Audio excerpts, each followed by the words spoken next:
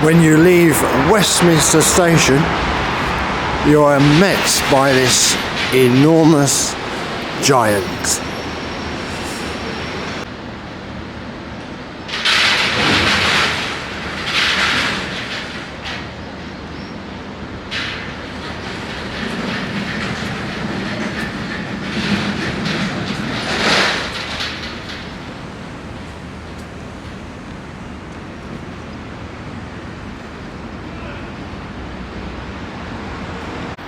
Now that is actually called the Elizabeth Tower.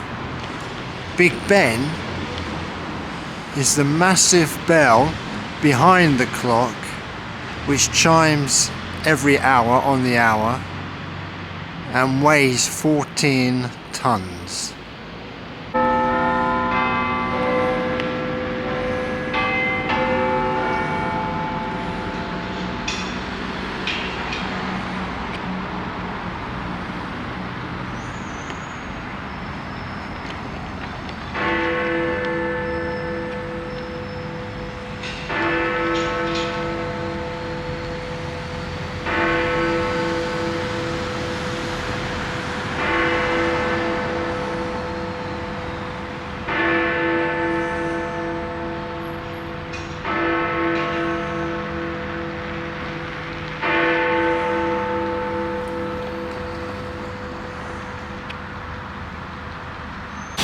The Houses of Parliament.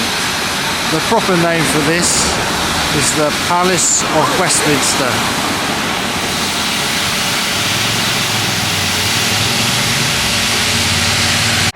The city of Westminster is 1,000 years old. It is a city of royalty, of government and religion.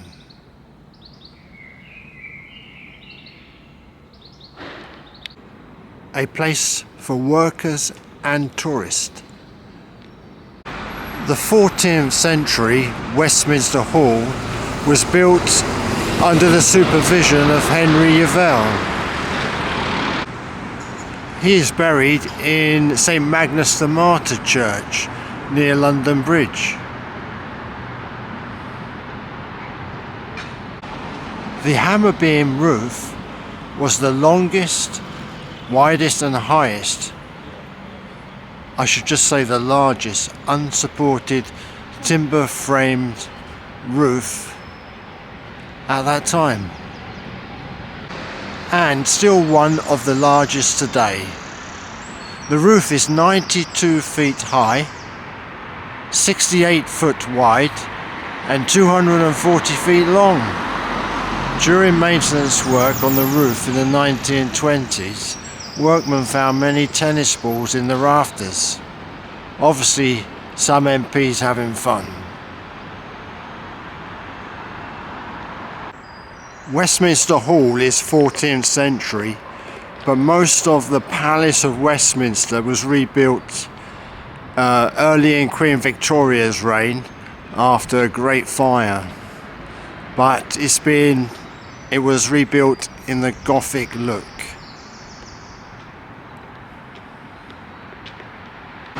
That bust there is Charles I.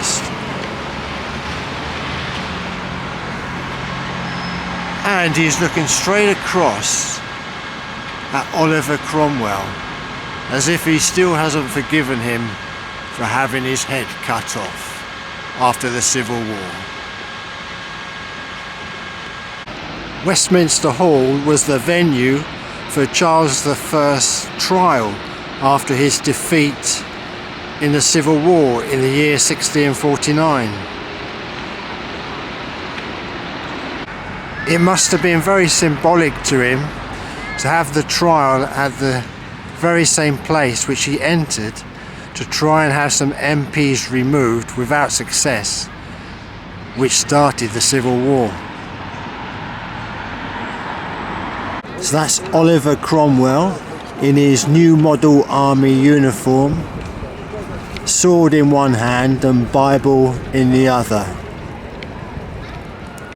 With no prior military experience, he trained and led his new model army to crush the royalist.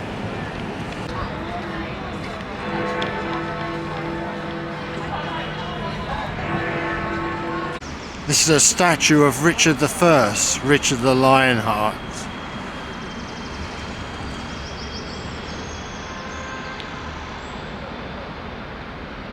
Because of security barriers I can't get any closer, but at the base of the statue, designed there, is the story of the person who killed Richard I. He was killed in France. The person who killed Richard I is coming for forgiveness, to beg for forgiveness for what he has done.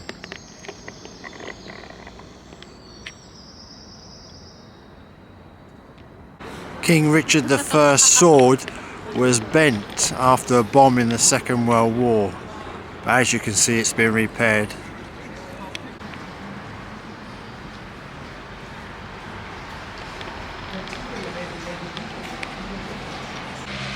See, this is the view that you get when you're watching the news. You see? If you are watching Parliament and you see and hear an MP in the House of Commons say to an opposing MP, "The honourable gentleman is a habitual committer of terminological inexactitude," that MP is really saying you are a liar, which is a phrase MPs are not allowed to say one to another.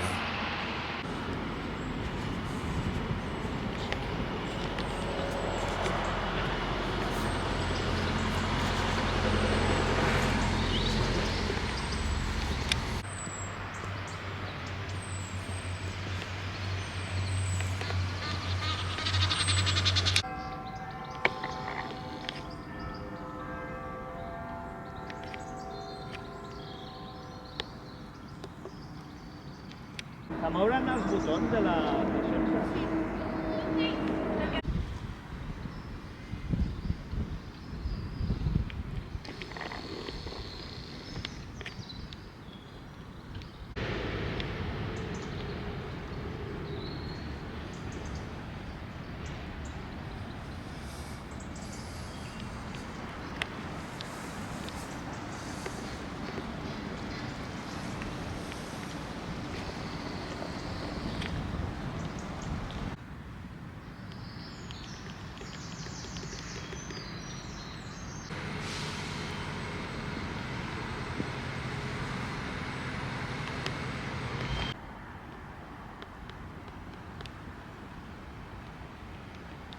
Lambeth Bridge was built on the route of an old Horseferry and was opened in 1932 by King George V.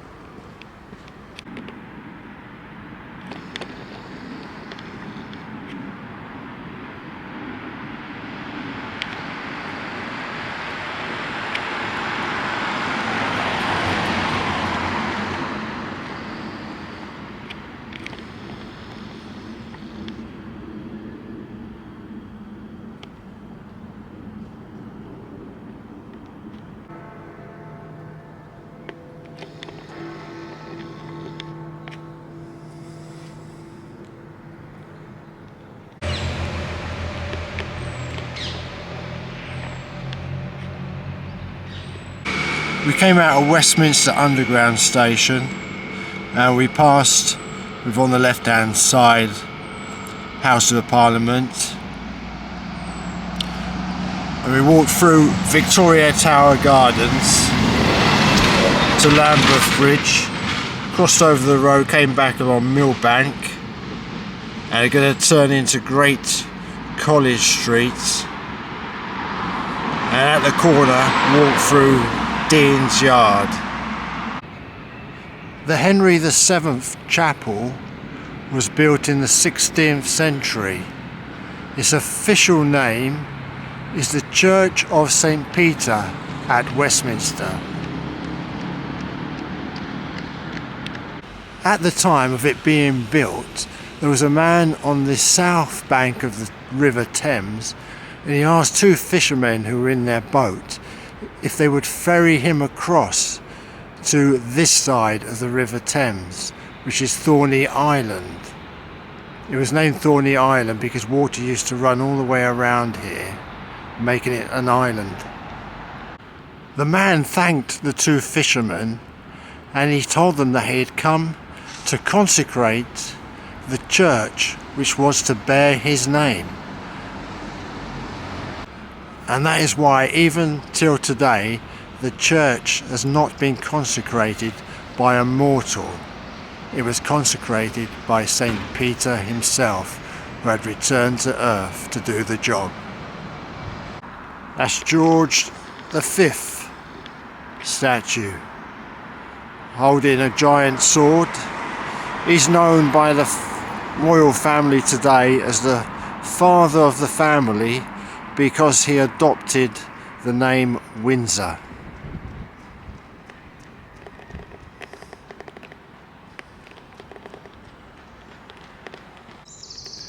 If you're wondering what the difference is with the police vans being red, the red police vans are those which look after the parliamentarians and their visitors, like ambassadors visiting them, and there's a lot of them. The Jewel Tower, built by Henry Yavell, who is the man who also built Westminster Hall.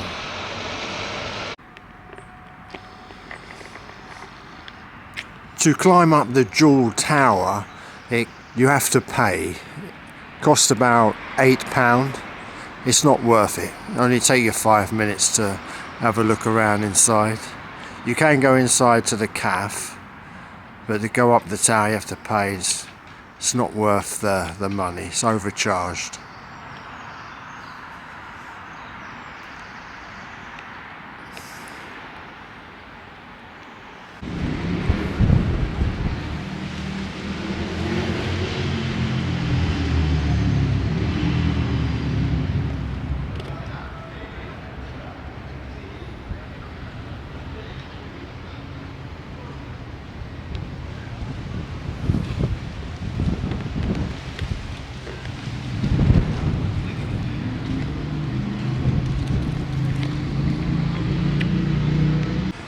This is a Henry Moore sculpture titled Knife Edge, 2-piece.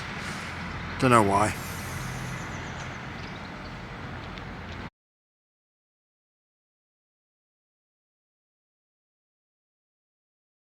Lawrence had an attic room in this quiet street where he could escape the public and his celebrity status. We all remember him for the biographical film Lawrence of Arabia, but he also wrote the book 7 Pillars of Wisdom.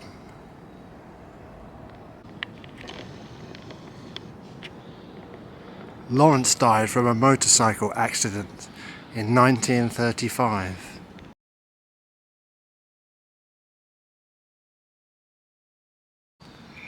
Behind the high wall is Westminster School.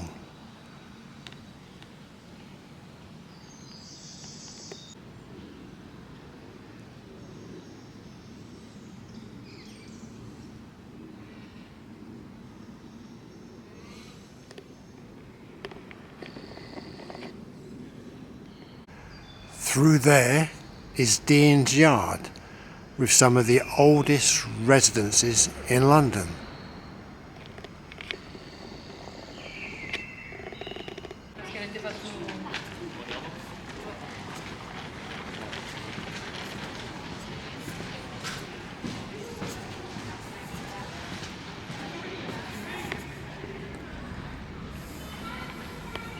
Number 17 Dean's Yard is the home of the headmaster of Westminster School. Westminster School is a long time established, most expensive school.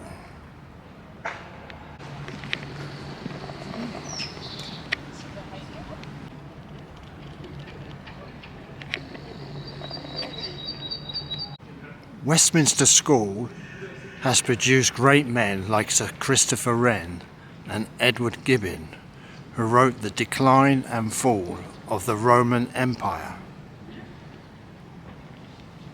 But also the worst of villains in Kim Philby, the spy who gave the names of many spies to the cost of their lives after torture to Stalin in the USSR, to where he defected to becoming a colonel in the KGB.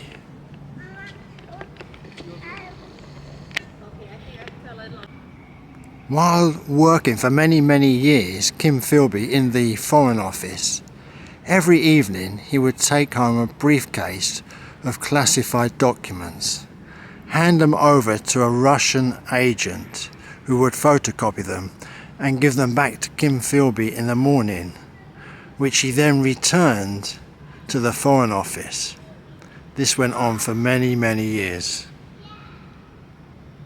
This really looks like one of them Victorian green taxi shelters here in Dean's Yard, Westminster School. But I guess it's not.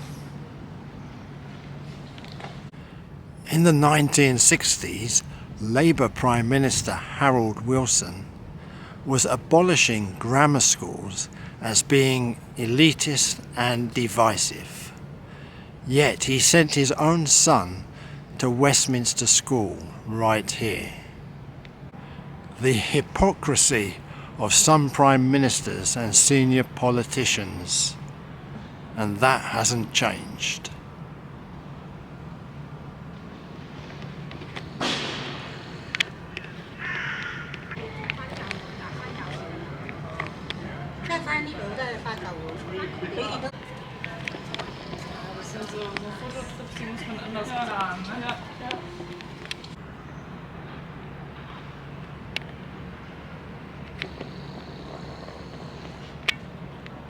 After walking across Dean's Yard, going to come out in front of Westminster Abbey.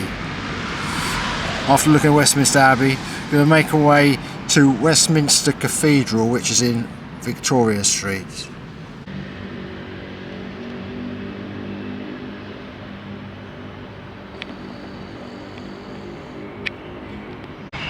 This monument, which is a memorial in front of Dean's Yard and Westminster Abbey,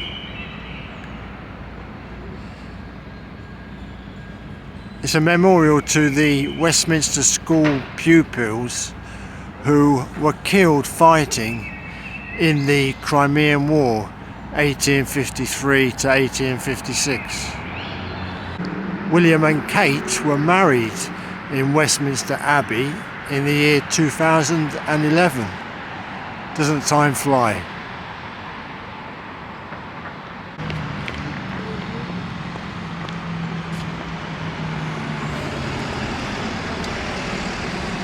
Westminster Abbey stands alone among the buildings of the world.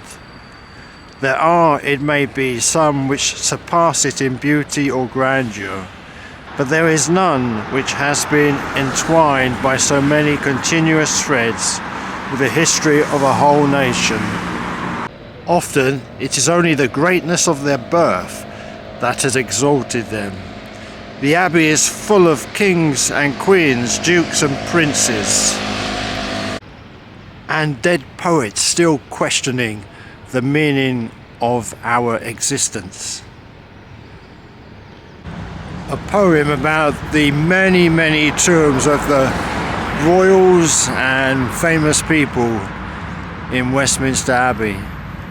Think how many royal bones sleep within these heaps of stones.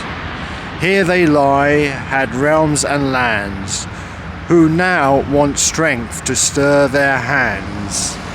Here's an acre sown indeed with the richest royalist seed that the earth did ever suck in since the first man died of sin.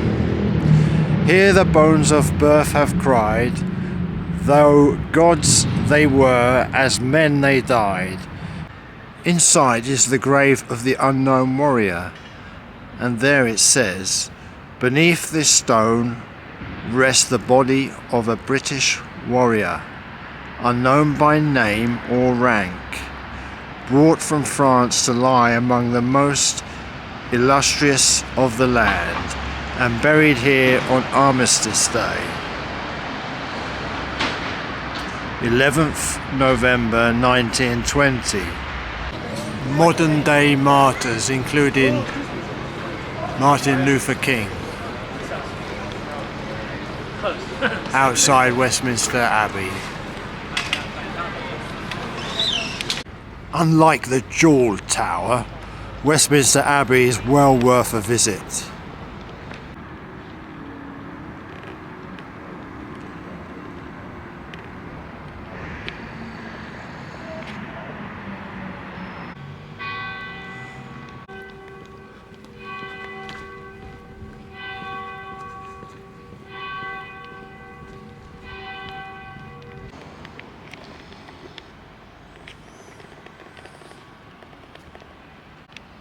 Old Pye Street.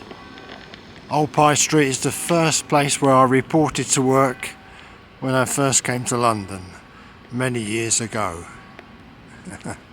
This is the Speaker pub in Perkin's Rents. They actually open the large windows when it's a sunny day or when it's crowded, let lots of fresh air in. It's named the Speaker after the Speaker in the House of Commons, and has a bit of history to it. There was one Speaker, they used to just look at an MP, give him a squint of the eye, and then the MP knew he could stand up and speak. But once two MPs thought the Speaker was looking at them, they both stood up and had a punch up over who was to speak. So from then on, the Speaker had to announce the MP by name. That's why when you're watching Parliament, you always see the Speaker with a piece of paper. For those he doesn't know the name of, he can have a quick look at his paper to remind him the name of the MP he's going to allow to speak. Well, that must be Channel 4 offices here in Horseferry Road. David Thompson, he mapped Canada and has a plaque outside the Greencoat Hospital. When I was at school, I did a map of the whole world. I didn't get a plaque.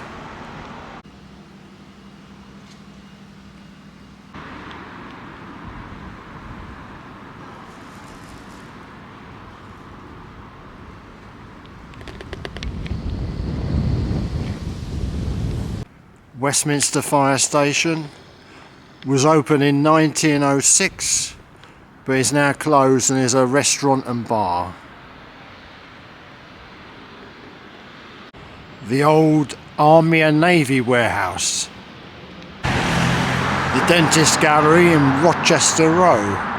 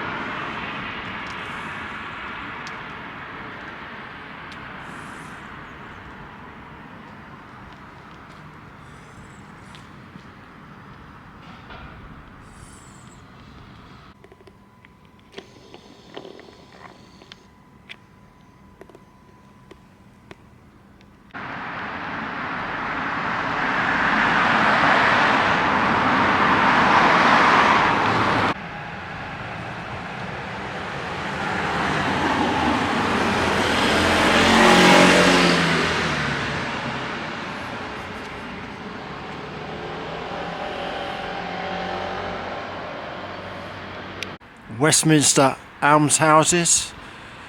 The original built in 1708 thanks to the money of Emery Hill.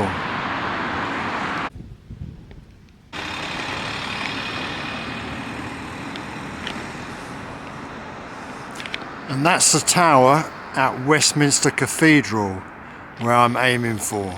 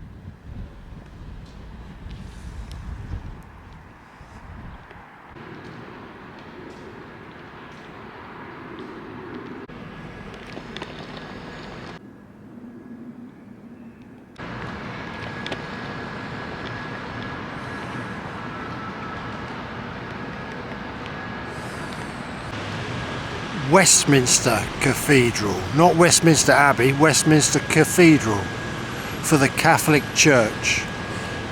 Built in about the year 1895 and 202 feet tall. You can sometimes go into that high tower to have a look at the view when it's open. Whenever I've been here, the tower's never open. And we are just off Victoria Street.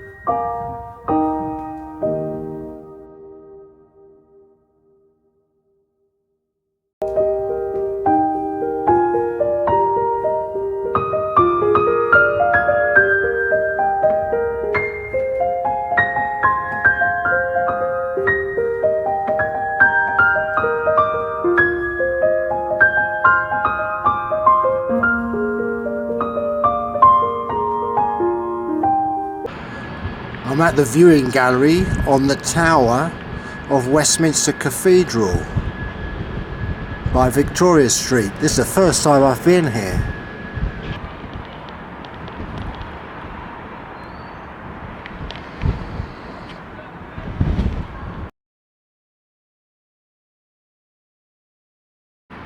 You see them three green domes? So that's the roof of the Westminster Cathedral where they have the services.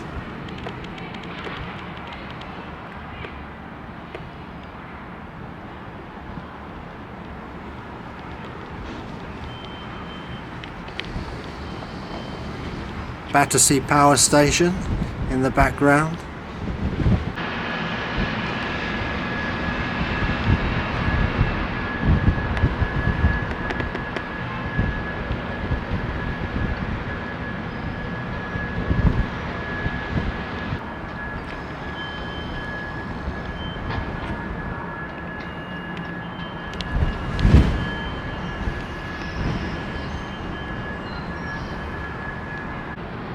Wow, this is amazing. You can see all around London from this view. Next time you're in London, check this out, Westminster Cathedral.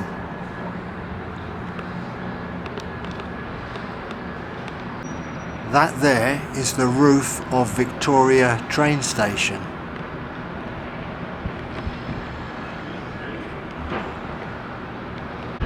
And all the trees there, that will be St James's Park.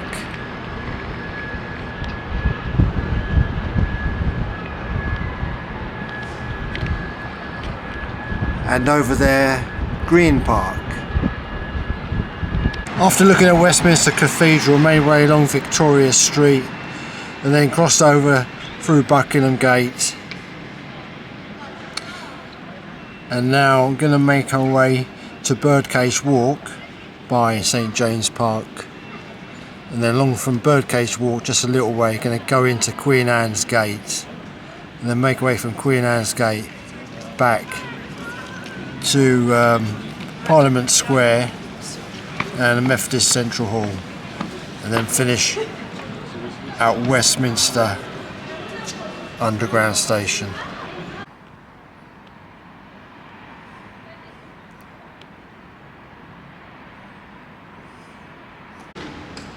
This building is 64 Buckingham Gate. This used to be the headquarters of Rolls-Royce, and this was my first job in London, doing security there back in the summer of 1990 to 91, before going to 55 Broadway. There was normally two of us doing security on duty at one time. Used to work with a Scot by the name of John Wilson, good man. And at one time though, the person in charge of the building manager, he brought in another security man from the Corps of Commissionaires, and they were all ex-servicemen, and this man was an ex-Royal Marine. He was 6'6" tall, broad shoulders, and he looked the part in his superb uniform. But when staff came into the building, they all needed to show their ID, except for the chairman and other board members who we had to know off by heart. And me and John Wilson, we knew all the staff off by heart, but the Corps of Commissionaires, security man, he did not. And one morning they had a big board meeting, and the chairman came in, Lord Terms, with his chauffeur. As he came through the doors, the Corps of Commissionaires man took hold of the chairman's tag with his ID, and the poor Lord Terms was only about 5'2", and the Corps of Commissionaires 6'6", lifted Lord Terms almost off his feet by pulling his ID on a chain which was attached to round his neck. And the Corps of Commissionaires security man, his eyesight wasn't that good, so if he wanted to look at someone's pass to come into the building, he needed to bring it close to his eyes. I called out that he's the chairman, only to find out that the Corps of Commissionaires guy was almost deaf, and so we had to actually stop him. I was only aged 21 at the time, and I thought it was very funny, but the poor building manager was in a real state, all of a panic, but everything was okay.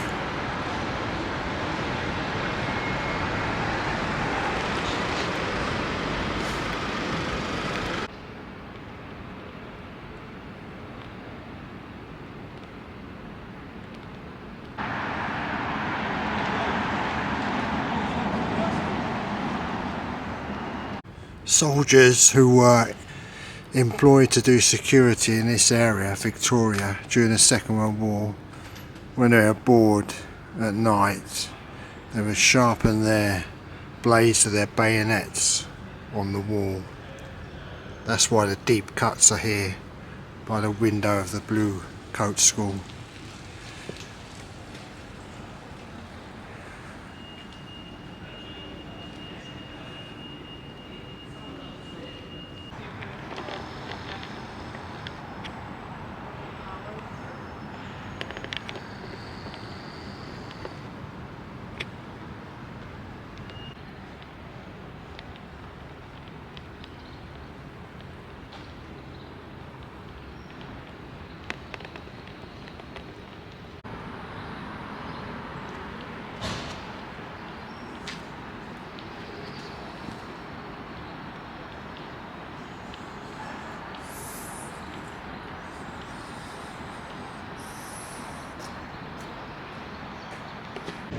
That building across there is 55 Broadway, above St James's Park Station, Underground Station. I used to work there back from late summer 1991 to summer 1992. It was the headquarters for London Transport, but I've been told that they very recently moved out. So that pub there, the Feathers, that's where all the staff from London's Transport headquarters, 55 Broadway, would go on a Friday night and drown all their wages. The Feathers was made like this in the year 1898 from a previous public house which was here from 1865.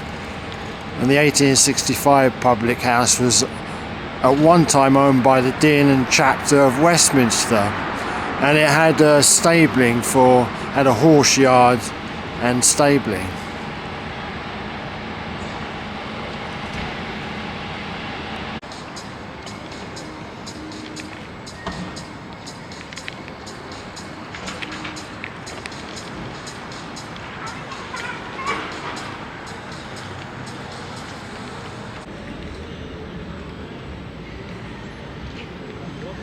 I was just talking to security in 55 Broadway.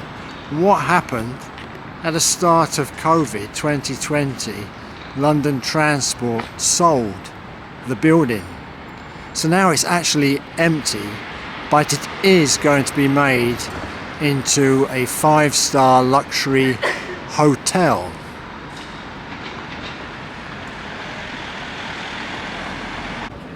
And they have a number of these wonderful stone carvings on the building. I'll never forget the telephone number for transport inquiries: 0207 222 1234.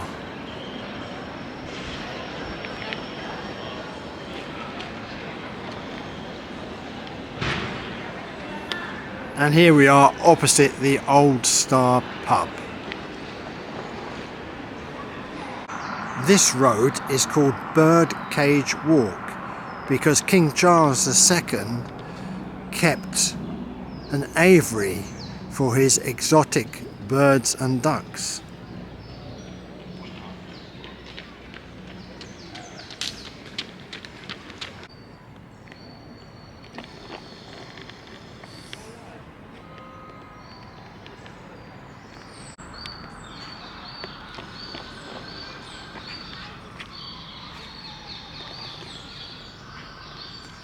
Some old graffiti here at Cockpit Stairs. WM 19713.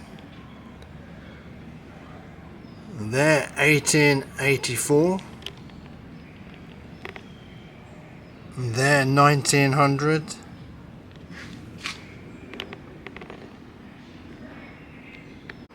Here in Queen Anne's Gate are some of the best examples of 18th century housing in London. Queen Anne's Gate was built in the year 1704.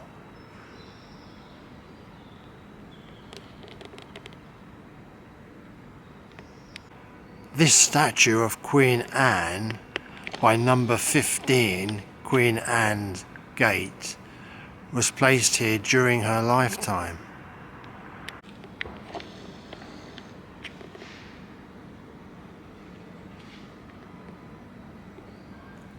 Queen Anne had 14 children who tragically all died while young.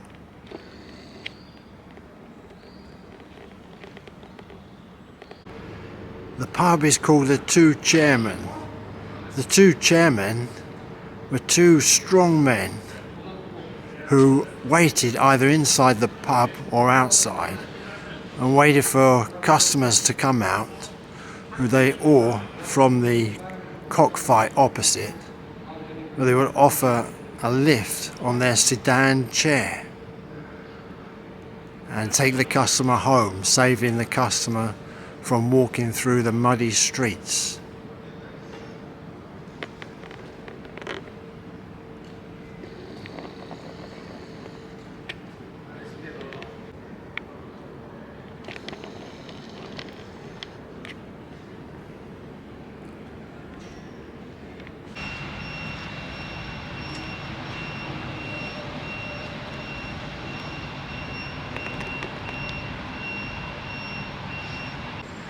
Built in time for some of the first United Nations conferences, the Methodist Hall. And they really do have a huge hall inside. Up there at the dome, they have a balcony, and they allow the television cameras to go up there sometimes when there's a big event at Westminster Abbey, like William and Kate's wedding.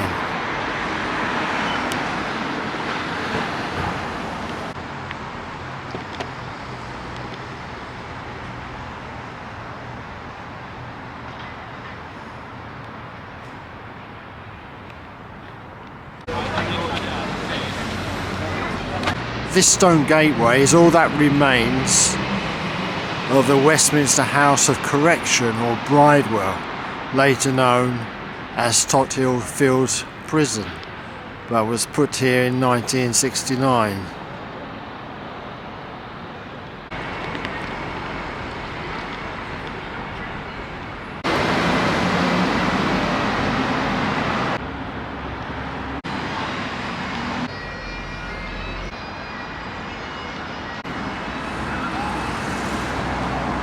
The Supreme Court. Abraham Lincoln, 16th President of the United States. This statue was given to us here by the American people, and it's here in Parliament Square. Lincoln, who was for the abolishment of slavery, was assassinated in a theatre in Washington by a sympathizer for the South.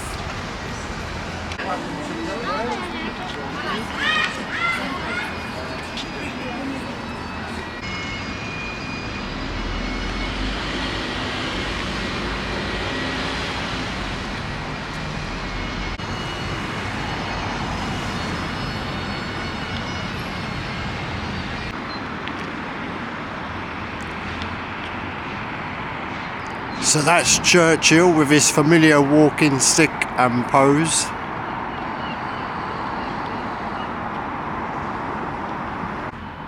On the 10th of May 1940, Winston Churchill became Prime Minister of Great Britain.